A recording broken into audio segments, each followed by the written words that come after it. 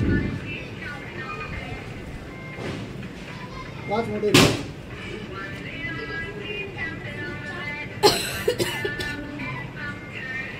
भक्तानं श्री महालक्ष्मीच्या व्रताची कथा, गुरुवारची कहाणी।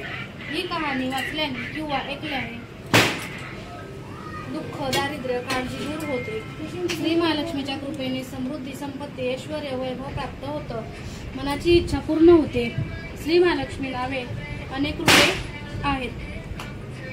सर्व भूतांच्या ठिकाणी ती छाया, शक्ती, कृष्णा, शांती, जाती, लज्जा, शांती, श्राद्ध, कांती, रुक्ती, स्मृती, दया, दृष्टी, माता, अधिष्ठात्री, लक्ष्मी अशा रूपांनी राहते।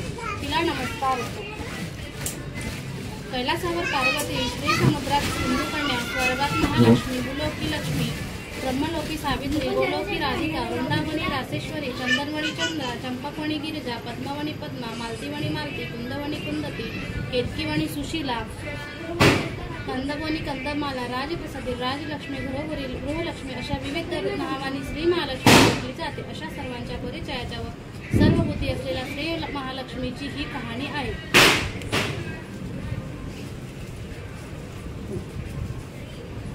द्वापार युगात भारतभूतातील सौराष्ट्र देशात बळीराजा नावाचा राजा राज्य करीत। तो पराक्रमी होता। 4 वेद, 6 शास्त्रे, 18 पुराणे यांचे सम्यक ज्ञान त्याला होते। त्याला सूरजचंद्रिका नावाची राणी होती। राणी देखणी सुलक्षणी व पतिव्रता होती।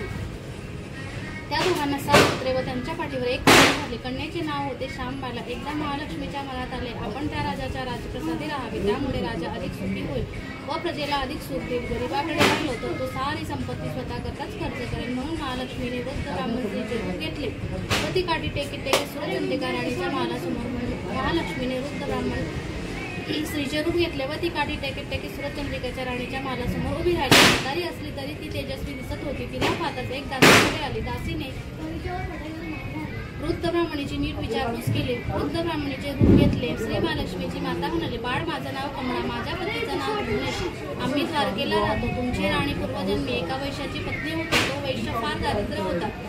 रोज त्या दोघांची भांडणं होत। मग नवरा तिला खूप मारझोड करी। या चाचाला त्रासलेली ती वैश्य पत्नी कंटाळली आणि घर सोडून निघून गेली। राणी म्हणी उठली भटकू लागली। तिची ती दशा बघून मला तिची दया आली।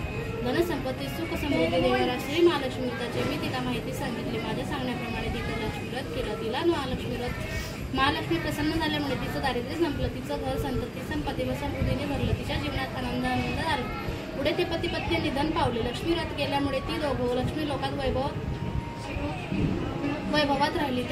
त्यांना जितकी वर्ष महालक्ष्मी व्रत केले तितकी 1000 वर्ष त्यांना सुख मिळाले। या जन्मी त्यांचा राजकुळात जन्म झाला आहे, पण त्या राणीला लक्ष्मी व्रताचा विसर पडला आहे। त्या आठवणी करून देण्यासाठी मी मुद्दाम आले आहे। वृद्धेचे ते बोलणे ऐकून दासींच्या मनात जिज्ञासा उत्पन्न झाली। तिने वृद्धेला नमस्कार केला व म्हणाले, माताजी, मला त्या वृद्धाची माहिती व पूजाविधी सांगा। वृद्धेच्या रूपातील महालक्ष्मीने दासीला लक्ष्मी व्रताची माहिती दिली व महिमा सांगितला। मग ती दासी त्या वृद्धेचे उपकार मानून व तिला नमस्कार करून राणीला निरोप सांगण्यासाठी अंतःपुरात गेली। राजवैभवात लोळणाऱ्या त्या राणीला आपल्या ऐश्वर्याचा फार गर्व झाला होता। संपत्तीमुळे व संततीत ती उन्मत्त झाली होती। म्हातारीचा निरोप ऐकून ती रागारागाने व तावातावाने आली आणि त्या वृद्ध ब्राह्मण स्त्रीला फटकळपणे बोलली। तिला धक्काबुक्की केली व ती वृद्ध ब्राह्मण स्त्री म्हणजे